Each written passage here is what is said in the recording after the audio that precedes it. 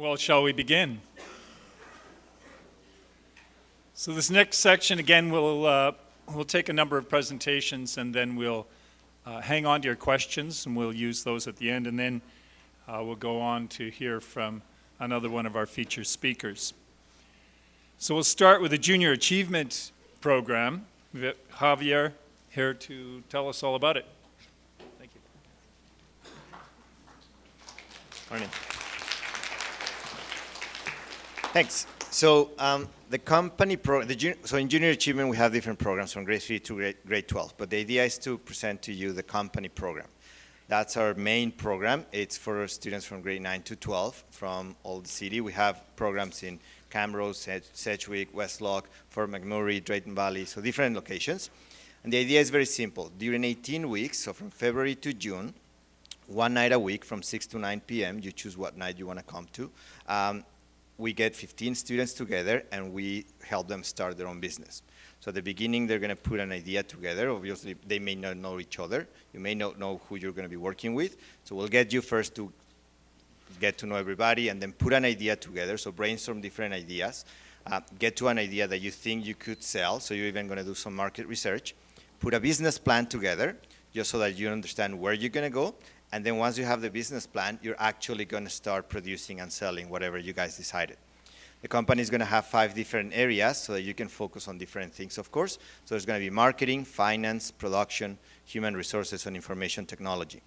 So depending on your interest, you could be in one area or the other one. Of course, there's a president for the company that you have to elect. And then during most of the program, which is like 12 weeks, you're actually, again, going to be producing and selling whatever you decided and making sure that the product is evolving and packaging and all sort of stuff, right? You're going to have to create a website. You're going to have a bank account. You're going to have to record all the transactions in finance. You're going to have to whole bunch of things overall. At the end of the program, you have to liquidate the company, which means that, let me go back quickly to the beginning. At the beginning, you need to start with some money, so each student in the company will buy a share for $10. So we're talking about 15 students. You're going to start a company with around $150. You could sell a little bit more shares. And then at the end of the program, if you made profit, then you get back your share and the dividends of that profit. You could sell money. You could lose money too, but most of the companies make money. We've had companies that sell, at the end of the day, so you invest $10 at the beginning, and at the end of the 5 months, you end up getting, I don't know, $120. We had one company a couple of years ago that got $770 back. So there's a lot of chances to even make money too, right? However, again, it's not about the money, it's about the experience of running a business. And so you may end up being the vice president of marketing of your own company. That can totally go in your resume. We back that up. We're in partnership with, I don't know how many organizations in the world. We have 123 countries in our list of, we're in 123 countries in the world. We reach around 10 million students. So a lot of people know about Junior Achievement. Putting Junior Achievement in your resume really makes a big difference when you're looking for a job or any mentors or anything. Lastly, there's a lot of events during the program. So we have trade shows. We have a trade show at West Edmonton Mall. We have the Alberta Business Hall of Fame. We have the Hall of Fame is a gala that we bring everybody. There's around 1,400 business executives from the city and northern Alberta that come. There's a trade show at that moment, so you get to sell tons of stuff. Those people know about Junior Achievement. They're looking forward to see. The Alberta Business Hall of Fame is a Junior Achievement gala, so they know about it, and they're looking forward to see what students are doing this year. So you get to sell tons. You get to network with a lot of people. So there's a networking workshop that we do before, and we bring you do network with those people. There's tons of people that get summer jobs out of that or internships or whatever. And then at the end of the program, there's awards. We have more than $22,000 in local awards and more than $50,000 in national awards. So there's a pool of like $70,000 in awards. Lastly, we can also give you 3 high school credits. And I guess that's pretty much it. Could talk for a lot more, but the cut him short. Okay? Thanks.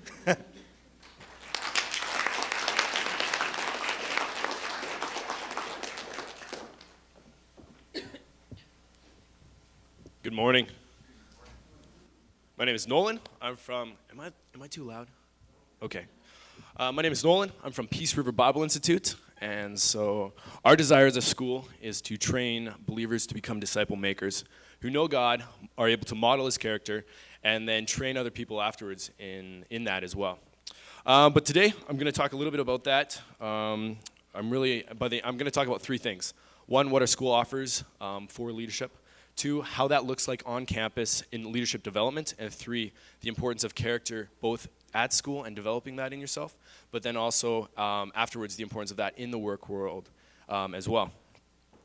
So first thing, like basically theory of leadership. One of the big things people are always talking about is, do I have the skills? Do I have the skills in order to go lead my business, lead my family, lead whatever I'm going to do? Am I going to go out there and do that?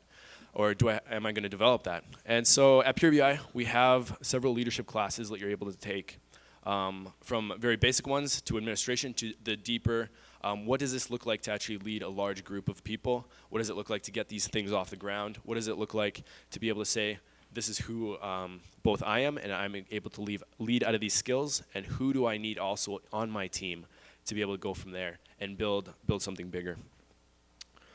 Secondly, leadership development at Pure BI is very, very hands-on. Everybody's involved in it at Pure BI. This year, we have roughly 100 students. And so the way it's working at Pure BI is that we have a strong community, but we expect all the upperclassmen to start building into the freshmen, into the people, the third and fourth years to build into the second years, both formally and informally. So like whether that's small groups, we have small groups, everybody meets in them, but then also to one person leads the entire group for an entire year.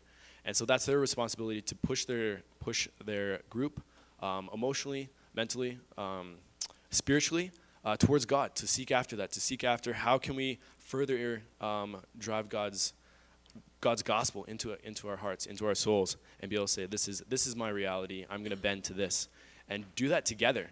But then also having that training as well throughout the year for these guys to say, I'm gonna continue building this up throughout my time as well. As well, there's also opportunities to lead the school. Pretty much everything at Pure BI is student run, which is really cool. So you'll have one staff member kind of overseeing a little bit, but everything else is student run. And so even though we are an academic Bible school, we still desire to see these students grow in their hands-on experience and in their development. So the staff are there not to say, I'm going to run this for you, but to say, I'm going to push you towards leading and changing who you are and your skill set to be able to then go out and do it afterwards as well. And finally, character development. This is huge. I remember when I was getting interviewed for both this position and looking at other jobs, there was a few jobs on a few questions on whether or not are you going to be able to handle the work. But there was a bunch of questions on who I was as a person and how I would handle different situations. And those things come out of my character and how I'm going to lead those situations as well.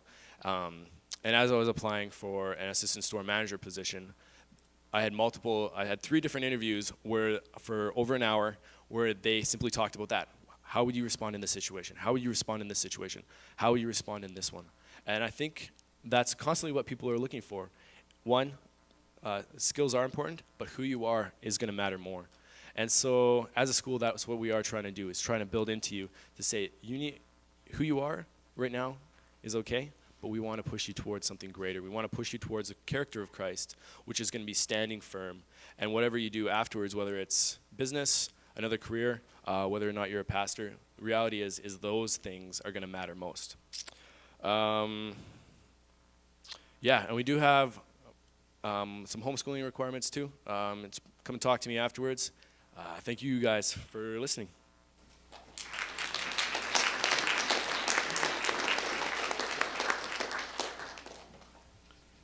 Good morning. My name is Chris O'Hara. I'm from St. Therese Institute of Faith and Mission, which is in Bruno, Saskatchewan, just about an hour east of Saskatoon in beautiful rolling prairies, which I love because I'm originally from Halifax, so it's a totally new world out here. St. Therese is a one-year faith formation program for young adults, primarily those who are Catholic attend, for students who are 18 to 35. So we have a lot of students who are out of high school and a lot of students who come at some point in their young adult formation. We offer a Catholic formation. In a lot of ways, it's like an immersion course in Catholic spirituality and history and practical training for ministry as well. People who desire to take a year out of their life to invest in their relationship with God and kind of learn what that means for the practical application in their lives, no matter where they are. We desire to form young adults who are going to be leaders in their communities, whether or not they're in parish atmosphere or in youth group leadership or in other kind of ministries in the parish or in practical skills and trades as well. We have students go on to be all sorts of different areas of life, and we offer an academic program that's very responsible. We have transfer credits to multiple universities in Canada, but the real heart of the program is a formation and leading students into an encounter with Christ, and we believe that the academic portion is an extension of leading students into that encounter with the person of Jesus Christ. In my own life, just to share briefly, I went to university in Halifax. The church and God was always a very important thing in my life, and I went to study music. But in my first year at university, I experienced what some people would call a quarter-life crisis, where I had this crisis of what's important to me, how do I integrate my faith into my studies, what am I going to do with my life, and I needed to take a year off to reflect and pray and to encounter God in a more deep and profound way, and to really invite him into all areas of my life. And taking a year off to study and pray at St. Therese Institute was totally crucial for my development as a young adult, as a person, and into my adult life. It was an amazing year where I had a profound encounter with God and developed a lot of skills for leadership, developed a lot of skills that I'll use for the rest of my life, and developed great friendships at St. Therese. I went home after that year at St. Therese, and all areas of my life were changed because of the encounter I had with Christ at the school. My work in the parish was more fruitful. My education benefits were great. My grades went up remarkably. My relationships with my parents was better, and my work was better as well. I found that when I took the time to place God at the center of my life, every other area of my life improved as well. So we, at St. Therese, we have a one-year program, like I mentioned, for students who want to come and learn about their faith. We have lots of homeschool families attend. Roughly a fifth of our students graduate from the Wisdom Homeschool program, actually, so it's really a thrill for me to be here with you guys today. And I'd love to have a chance to answer any questions you may have about our program and why it might be a good fit for you. Thank you very much.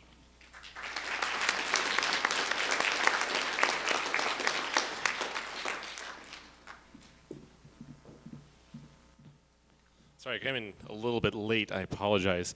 My name is Mike. I'm with Concordia University College, and thank you for having all of us here today. I am representing a university that grants degrees to students who want to be able to take the knowledge and the skills that they can learn in this degree out into the world. Specifically, what I would like to talk to you today about, we do have a management program, a business degree, and understanding what entrepreneurship does for students within that.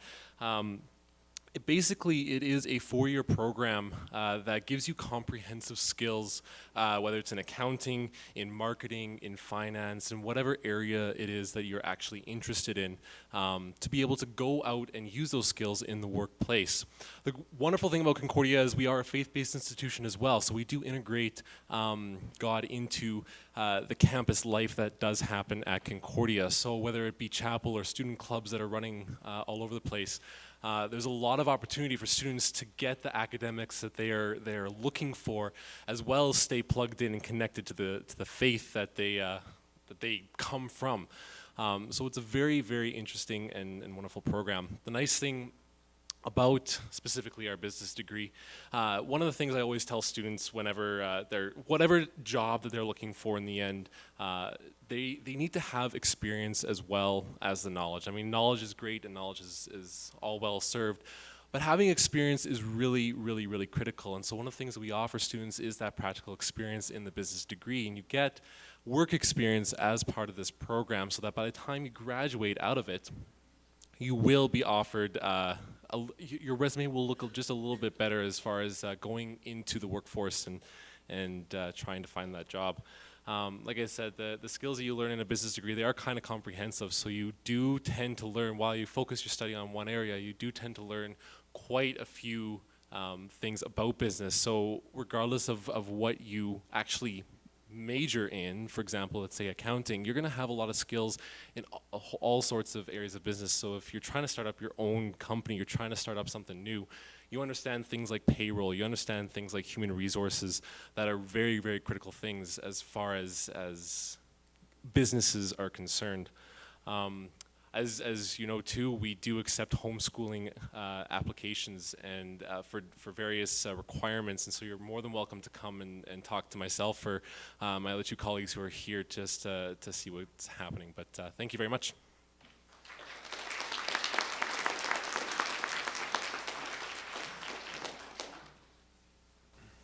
It's the men's table now. I don't have to adjust the mic. So I'm here to talk about Living Water College of the Arts. I mentioned it briefly earlier this morning. Living Water College of the Arts is an institution located in Derwent, which is about 1.5 hours east of Edmonton.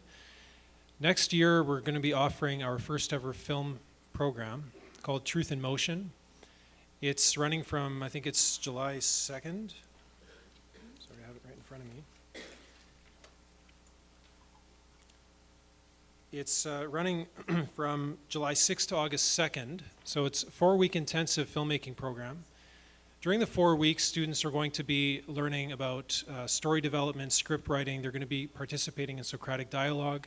They're going to be analyzing film scripts. They're also going to be writing their own short film script, which they will produce during that 4 weeks, with their fellow classmates working on the crews of their films. In addition, they're going to be collaborating on a larger group project, which will be a screen adaptation of the short story How Much Land Does a Man Need by Leo Tolstoy, which I will be directing. And they'll also be working alongside film professionals who are going to come in and give workshops. Students are going to learn everything from camera, lighting, grip, to hair, makeup, and wardrobe, to visual effects, to continuity.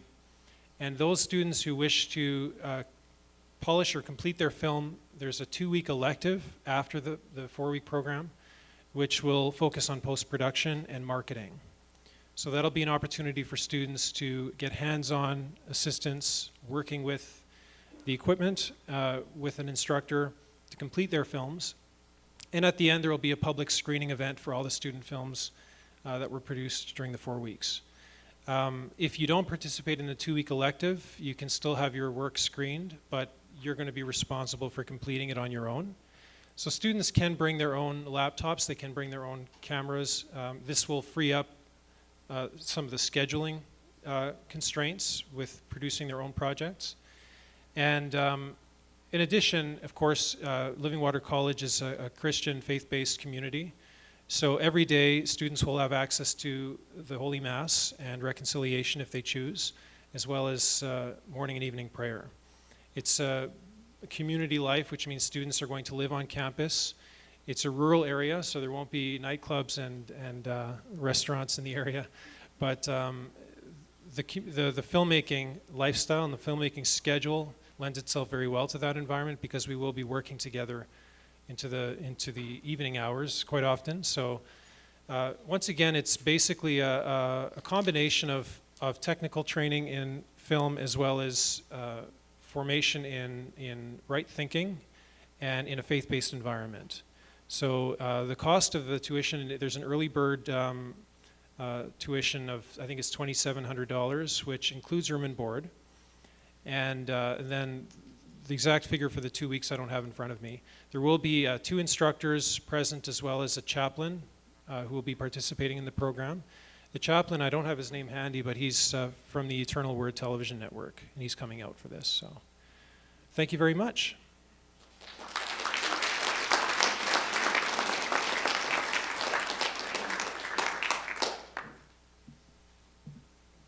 I can just see the questions, so let's have questions.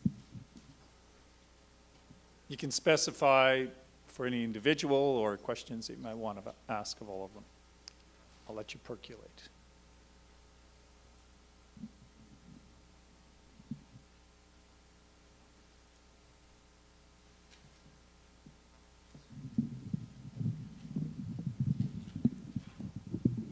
Mike, you mentioned your business program and different areas of focus, accounting, for example. Do you walk away from it with a CMA or CPA, or? Walk away with it and you can write. I'm not for sure.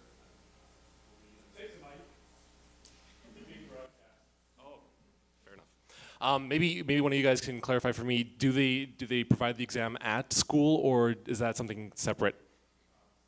Okay, so they do have the skills necessary to write the exam, but the exam is separate, so they can take those skills and actually become certified CMA. Yeah. Okay, thank you. Yep.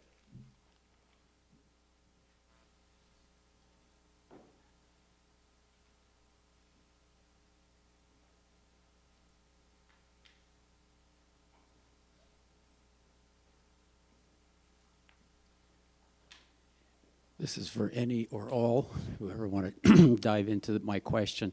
It has to do with leadership, and specifically the difference between what the world sees as leadership and what Christ sees as leadership. I wonder if you would like to try to differentiate between those two.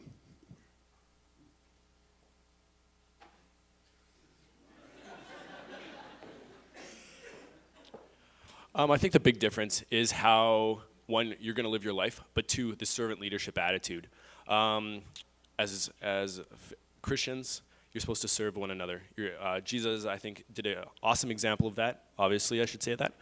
But yeah, as you're going out, I think one of the best examples I've seen. I was working for a Christian guy who was through Pure BI, and afterwards, he was constantly asking, how am I doing? What's going on in my life? It wasn't just, let's get all this work done, but it was constantly asking, who am I as a person, and how can I grow as a person as well? So caring for me as an individual and the rest of our team, not just as an entity to an end. Guys, you got to get this done, right? I think there's a difference there between the driving force of the production and having the driving force of production, but also caring for the individual as well by serving them.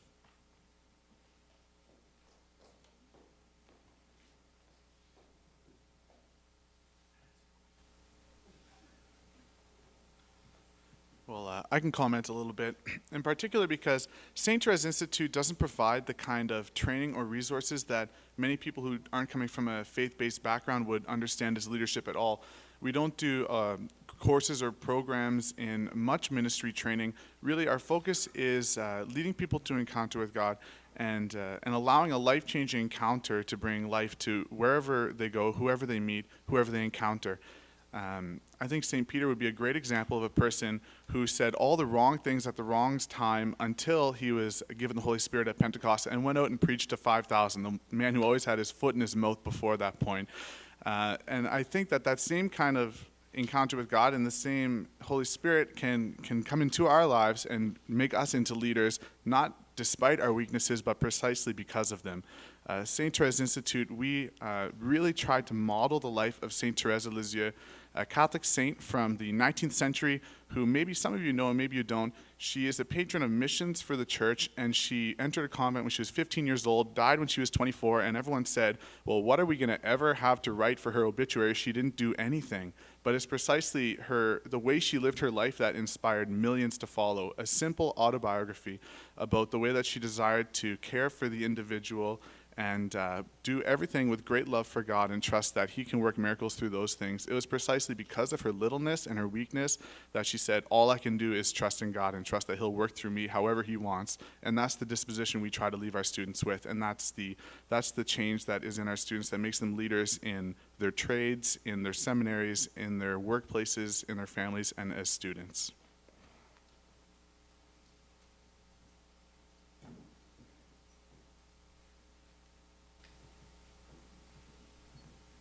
It's like a assembly line. Okay.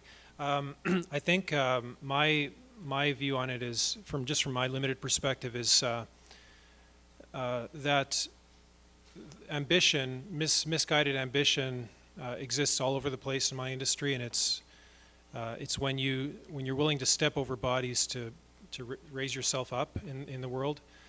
And what I've found actually is that virtues like honesty and integrity, compassion, and so on, make you more employable and actually command respect and command leadership from other people. And I see it in my own industry with first ADs, assistant directors on a film set are usually very much like drill sergeants, very military style people because of the fact that you need to have very well organized film set, and so these people are often leaders.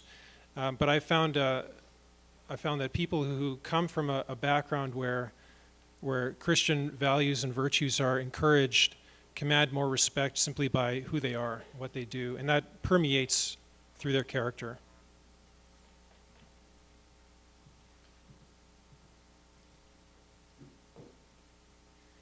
My question is just about age requirements for entrance, and specifically I was interested, Eric, for the program next summer, but for any of the institutions that are represented here, are there specific, is there you have to be 18 or 21 or whatever it is, so just age requirements. Okay. For Living Water College of the Arts, it's designed as a post-secondary program, but we haven't set an age limit on the bottom end because of the fact that there are some very mature 16, 17-year-olds. There are limitations for space on the campus, and the program functions best if there's a certain number of people. So we're encouraging people who have a certain degree of maturity in the program, but there is no limit as far as the lower end of the age. And the upper end, if you're dead, don't. But other than that, you're welcome to apply. And also I should mention that because the environment of the college is such that there's a male dormitory and a female dormitory, and we try to encourage that community life. That's why we don't give people the option of, for example, staying in hotels and so on in the area, but to live on campus and have that experience on campus is pretty integral to the program for us.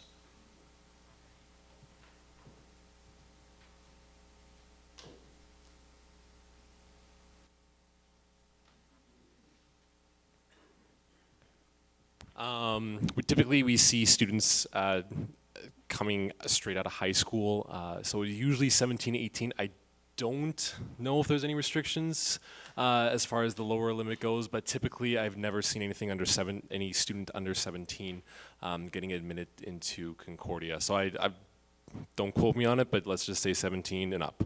So.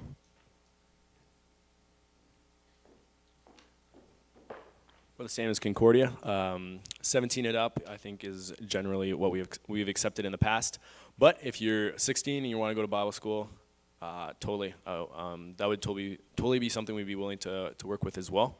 And while I'm up here, the mature student would be 21 and over. If you're coming out of high school and you've been working for a couple years, we would accept you as a mature student after 21.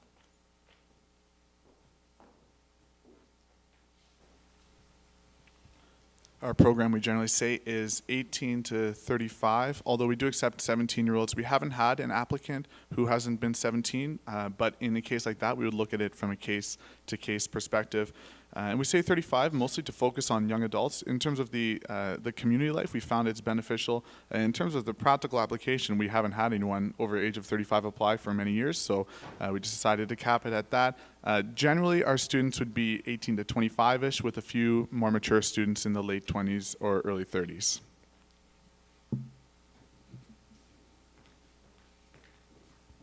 We go from grade 9 to grade 12. Sometimes we get some grade 8. So I'm talking about 14, 15 to 18.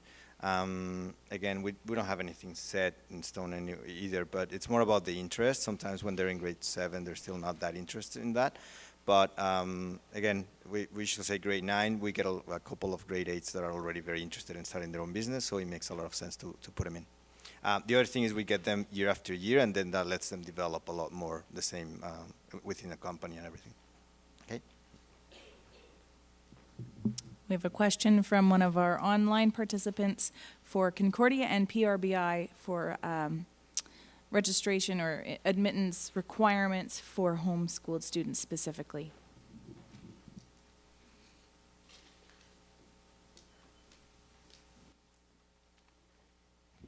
Knew I brought this for a reason. Into our we have 3 basic programs coming straight out of high school for homeschool students and otherwise. As far as what the actual requirements are, it varies from program to program. Let's say into Bachelor of Arts, into Bachelor of Science, into Bachelor of Management. One thing that's consistent throughout all of them is that we do need to see evidence of prior learning from grades 10 to 12. That usually means what textbooks you're using, what kind of books you were reading, things like that. We want to see statement of results, a parent approved or counselor approved statement of results of the child from grades 10 to 12. And we need to see at least 3 writing samples of grade 12 work from literature studied. After that, it does become a little bit different. As for example, within the management program, we do require some math skills, and in our sciences, we do require some evidence of learning in specifically some of the sciences that you would have gotten. There's quite actually a lot of it as far as what we would require. So for the person online, I would just say to refer to the website for right now. But for those of you who are here, we do have sheets that describe everything as far as what exactly you do need for each of these other programs. So. At PureBI, the requirements are a piece of paper from Wisdom. I was homeschooled as well, actually with Wisdom, and I got into PureBI just fine. We require, something of completion from Wisdom, as well as 2 papers that are 3+ pages. So I took some the online writing courses through Wisdom, and I just sent them some of the papers that I'd written through that, and that was excellent. We're looking for an English proficiency rather than across the board. So that's really what we're looking for.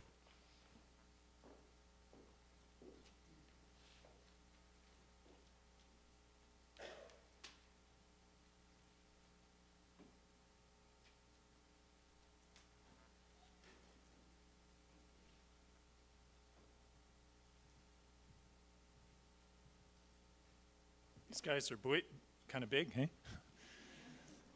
What a well-behaved group. Thank you very much, gentlemen. It was kind of interesting, wasn't it? I was sitting here this morning going, wow, how come all these institutions are represented by women? And I'm sitting here now and I'm going, well, look at this.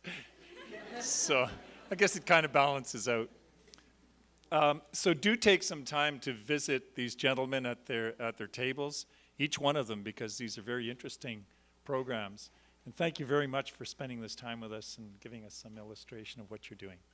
We're going to take a break now. No, we're not going to take a break now. We're going to just allow these gentlemen to take their seats or to move into the lobby, whichever they prefer, and we're going to go directly to our next talk, which is a feature talk. I'm very pleased to introduce our next speaker to you. I've kind of watched this man grow from a boy to a man, and from a person with ideas and skills and abilities, faith, and a good family life into a life of his own. And so with no further ado, because I don't want to tell his story, that's up to him, I give you Joshua Kopp.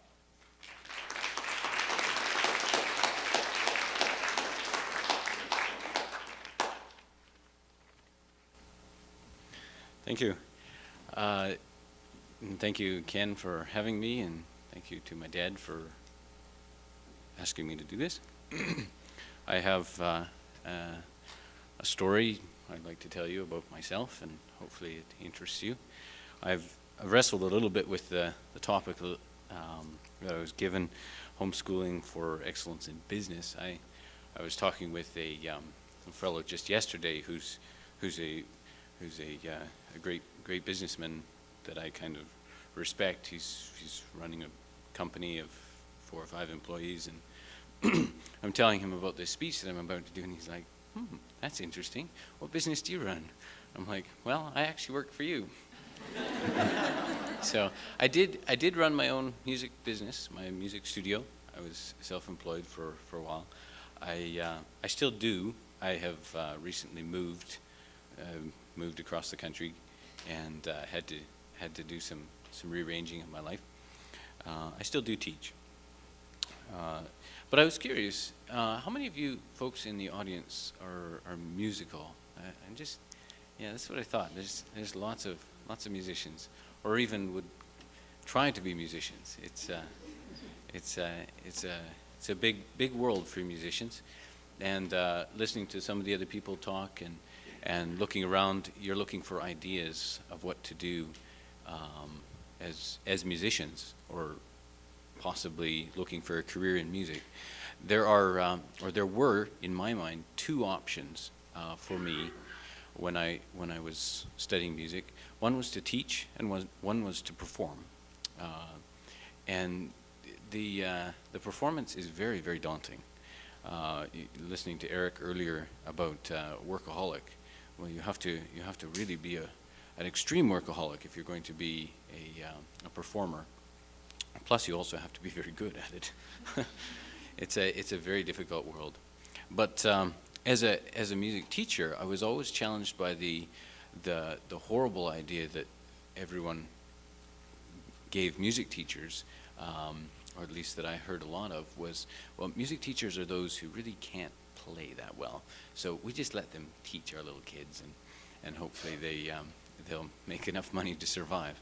So I really wanted to conquer that, and I think I achieved it, and I'm quite happy with where I am. I did do my my ARCT with RCM, and quite on an interesting note, I'm now one of the RCM representatives, which seems kind of ironic. Anyway, I'm getting into my speech before I'm started. I just want to introduce a little bit about myself.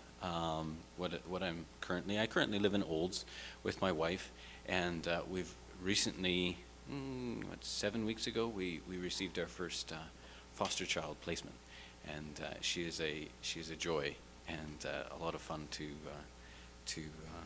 play with and be a kind of dad, I guess you could say. It's a lot of fun. I'm a piano teacher in Olds. I have 20 students, and I also am a bit of an, I don't know, dangerous innovator or something like that. I teach on Skype piano lessons to some of those students who I had to leave behind, and it's a challenge, but I think it's a very interesting thing for the future. Skype does not always work. I'm also an accompanist for the church choir that I'm involved with, and my main source of income right now, please don't take this the wrong way, because I think musicians can actually make a living doing whatever they want to do, but I am an electrician. I just came out of Red Deer College 2 weeks ago. I passed my first year electrical training, so I'm now a second year. Anyway, so that's what I am today. I still plan on being a music teacher for the rest of my life. I can't live without those little kids coming to me, and I don't know if most of you have been that student going, what are they talking about? Or perhaps your brain is going out the window or something like that, and then all of a sudden something clicks with your brain, and you go, oh, I just discovered Chopin. And then you see the student light up, and it's a pleasure to teach. We talk about making money, and there's more to life than making $100,000 a year or whatever. There's joy to be found. Anyway, from a business, now moving on a little bit to a business side of things. So my parents were very encouraging of myself and my siblings to be involved with a business, or basically get to work and do something profitable from a very young age. So I think my first job, and I actually still like to do it every now and then. My older brother beats me with this more than I do, but I like to pick up bottles and cans, and they've recently increased the amount from 5 cents for those pop cans. Now you can get 10 cents for those pop cans. So it's getting really actually quite profitable, and as inflation rises, yeah. So that was my very first job, and we actually my siblings and I pooled our money, and we bought ourselves a trampoline when I couldn't have been more than 7 or 8, and it was very, very good to be working. Anyway, I did all kinds of things from delivering the local newspaper to delivering the Sears catalogs. Now the Sears catalogs started getting a little bit bigger, so we had to start forming our own little company. We called it Cops on the Run. We were definitely running. We also were involved with janitorial services, so we went around and cleaned. We were cleaning at a medical center, we cleaned a chiropractor's office, and we were also heavily involved with the recreation complex in town. We not only did cleaning for them, but we ended up doing some work with the catering side of things, so all kinds of jobs there. Moving on from that, well, actually, kind of getting my timetable mixed up a little bit. I was also involved with lawn care and snow shoveling, and everything from like moving hay bales to weeding someone's raspberry plants to anything that was, I don't know, good healthy work that is very, I value a lot today, looking back on learning how to work hard and for not very much money. One story I love to tell was about a snow shoveling job that I did, because I walk around from door to door and say, hey, can I shovel your snow? And there'd be maybe a ½ inch of snow on the sidewalk, and I'm like, no, that's okay, we're good today. But anyway, I went to this one lady's house, and she liked to bargain. So I didn't know this at the time, and I'm new to the bargaining thing. And so she's like, well, will you take $1.50? I'm like, huh? You've got a big driveway. And I'm like, maybe $5? And now I typically did, I was getting paid $10 to $15 for things. And she's like, oh, deal, done. So here I am, my first introduction to bargaining and that whole world, and I think I learned it the hard way. I'm still trying to sell a car right now. If you want a car, I've got an old car that doesn't actually work, but I've got a good deal for you. Anyway, my siblings and I also were involved with, we pooled our money once again, not for a trampoline this time, but we bought a rental house back when the market was still affordable in the early 2000s, when we bought a house, I think it was right around $46,000. If you can believe it, a little one-bedroom house. We were slum landlords, and learned how to deal with renters. We had renters who cut the drainage pipe on our kitchen or on the bathroom sink, and then when we came in, poured a bucket of dirty water down the sink, whoosh, all over the floor in front of us. We had renters that didn't pay, and had to learn really. I was 16 at the time, so going up to I need some money. It's a little different, but very, very good experience. Some other things I was involved with was Elections Canada. I've worked 5 elections, I think, now. And the last election I worked, I was able to be like I think they call it the deputy returning officer, something like high up in the chain of command. It was kind of cool. I know I'm getting off topic here, but they have this whole thing that you're allowed to make a citizen's arrest if someone's making disturbances in the election or whatever, so they trained me how to arrest people. I never got to arrest anyone, but it was pretty cool. I've also worked construction with my older brother. He's a carpenter. He actually did, I think he was in this conference some time ago, Nathan Kopp. And so I've worked some construction with him, doing roofing, building decks, interior stuff, and good experiences. My first official job was at Home Hardware. I was a summer student there. Never really was a student. My first time I got to go to Red Deer College. I was a student. I'm a homeschooler from whenever Dad and Mom started teaching me how to do math and all that good stuff. And I never went to school. So Red Deer was my first experience in the trades, and it was okay, but it certainly wasn't anything special. Like there's nothing interesting about school. Sorry to any anyone who's from an institution here. So my folks taught me lots of good lessons with hard work, and they also taught me a good thing about having a priority between family and work. I think that's probably like a big thing. If you're looking like today, it's quite amazing how open the door is. If you want to go do something, you can really just about work in any field you like, especially here in Alberta, Canada. We're like the best place to live in the world, basically. And you have so many options in front of you, and yet usually those options, the oil field or hearing about film earlier, they demand a lot of time, and you really have to make the decision of how much money you want to make if you're really interested in a salary, or how much time you want to have, because there's so much, like, yeah, family is super important, and I love my family, and that's what I want to spend most of my time with.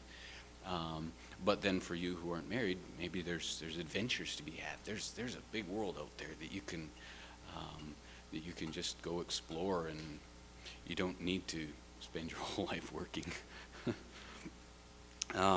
There's also a very important lesson that I learned from my parents, and I would strongly encourage you to think about this if you haven't already, and that is the aspect of debt-free living.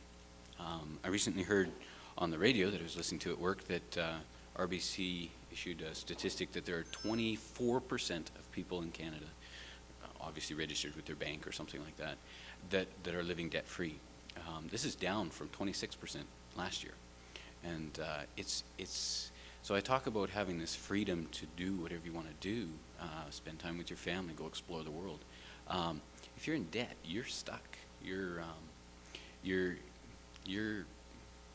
a slave, really. You're going to be forced into the work field, and you better find a job with good money, and that's going to be your focus. So if you can, I know it's always a challenge. For me personally, after we were married, I really wanted to buy a house, and I was thinking, well, I could, and houses are somewhere around $300,000 to $400,000 that I would be looking at doing, and I certainly don't have that much money. And to put out a down payment is quite possible. Everyone does it. Lots of people laugh at me now and say, "Oh, well, why do you have so much money? You should get a down payment." But I really love the freedom. I rent, yes, but if you do the math, actually renting is cheaper than owning a house. Over the long run, you'll see that. Many studies have proven that. So debt-free living, I totally encourage. Tithing and saving, my parents also encouraged me to do that. And it's amazing to me, my wife loves to do our books and that sort of stuff. And we're able to save 40% of our income, which is really quite phenomenal for a lot of people. If you're able to do that, great. If not, do try to save some. Giving away is so rewarding. I cannot say enough to give your money. Be more creative than just, many of you folks are probably church people, be a little bit more creative than just, okay, put your little 10% in the tithing offering plate. Why don't you think about 10% of your life? Give 10% of your life away. How can you do that? All right, I'll try to stop preaching here. My mother also taught me to do taxes. Taxes, great thing for any of you parents out there. Excellent idea. If your kids don't know how to do their taxes, better show them how. It's kind of scary, but it's kind of, well, here's the story. I was a bit of an idealistic guy when I was younger, and I thought, well, the government always wants all this money. Why don't I just pay them for a couple of years a lot of money, and then and then don't have to pay taxes anymore, and forget this whole game that we play with, okay, well, I make this much, I get this much back, they pay me this, all this kind of stuff. So, but then once I figured out this whole tax game, it's actually a lot of fun. The government recently sent me $2,400, and I'm like, ooh, this is nice. I don't mind this too bad. But you have to know how to work the system and pretend you're poor and. Another thing that my parents did, actually my dad sat down with me and we went over a budget. And a budget is a very good thing to learn how to do too. I had another funny story. I won't take too long, but when I sat down with my dad for my budget, I put $500 down for groceries. That's a good number. I figured, oh, that's lots of money. So after I got married, my wife's like, $500? Ooh, that's a lot of money.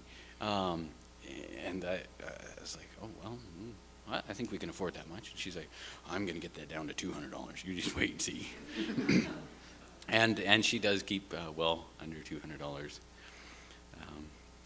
So moving on a little bit here, I just have one more topic, and then I'm done. And that's it's a little bit into the music training. So just to share a little bit of my music background, what I did to become a musician, a music teacher, whatever. My parents gave me the freedom, actually, in high school, not to do the high school diploma, not to really do anything. I shouldn't say that too much, but not to do anything I didn't like, which was great. I did do my math, I did do my reading, all that other stuff, but I was able to just do music. So I was involved with, I did piano lessons, and I practiced some days. I was practicing pretty regularly, about 6 hours a day, which is ideal. You want a piano teacher to jump up and down for joy. You get them a student who's able to practice for 6 hours a day. I beg my high school students, give me 15 minutes, please, a day. It's hard. School and music, very hard to do. But yeah, I was involved with voice lessons. I was able to conduct a choir. I was able to sing in a quartet. I learned to play the harp, guitar, all of this in my high school years, and it's incredible. I look back and I think, oh, I couldn't do that if I wasn't given the freedom to pursue that in the realm that I was. So I did look. Some of you might find this interesting. I did look at going to university. Now, I did approach the U of A and say, hey, can I get in? I don't have a high school diploma. I have my ARCT in the Royal Conservatory. Can you let me in? I was curious to see if I could do it, and then later on I chose not to do it. They told me, well, your grade 8 requirements are good enough for the Royal Conservatory. Go get an English course and come back and we'll talk. And so I did that, and then I was like, well, maybe university isn't quite the thing for me.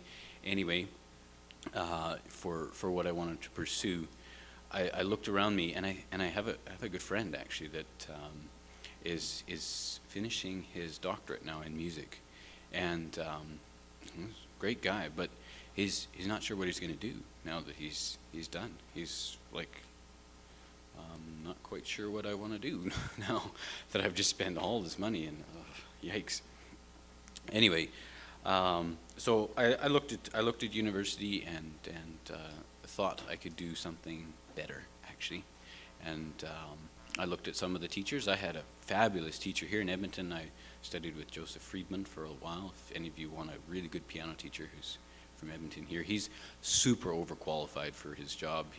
I went to the U of A and looked at those the professors they had there teaching music, and I was like, this is going to be a downgrade actually from what I had. So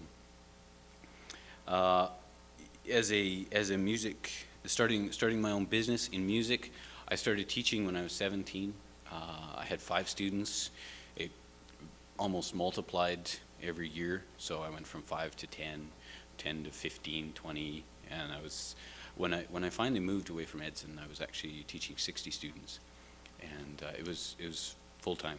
There is an incredible need out there for piano teachers, and if you want to be a piano teacher, there's an incredible market. Unfortunately, there's a lot of older piano teachers that are going to be gone in, I'd say, 5 years, 10 years. There's a huge need for it. Yeah, so I had 2 books I was going to recommend if you're interested in business books. Richard Maybury, Whatever Happened to Penny Candy. He's got a great series of books if you're interested in a business model. And then another guy I looked up to, he's a workaholic, so I warn you, was Mover of Men and Mountains, R.G. Letourneau. Great guy. He built the Hoover Dam. Great business model, if you want to read about him. Yeah, thank you. I understand I can take questions if you have time.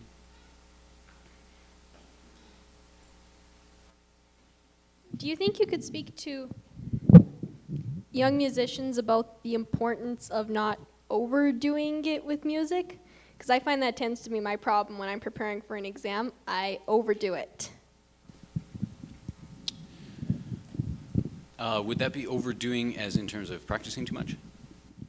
Partially, but also in the area of prioritizing. I know you touched briefly on that. Okay. So I did mention about work and family. Family is more important than work. Totally. Family, well, life is more important than work, and life is more important than money if you can go that far. But with your, well, I don't know if I could say you could go too far in your, like I speak to high school students here, 16 to 18, whatever. You want to pour as much of your energy into whatever you want to do. I really don't think you can overdo it. Like so, there was a time when a buddy and mine were preparing for concerts, and I was practicing for 10 hours a day. I don't think that was too much. I certainly wasn't injuring myself. I was careful. I was very cautious about how I was playing and everything, but I needed the time, and I was pouring myself into it as much as I can. So I don't think if you're in that age, you can overdo it. If you're a dad and you're spending all your time at work and you've got a kid at home, then yeah, I think you're overdoing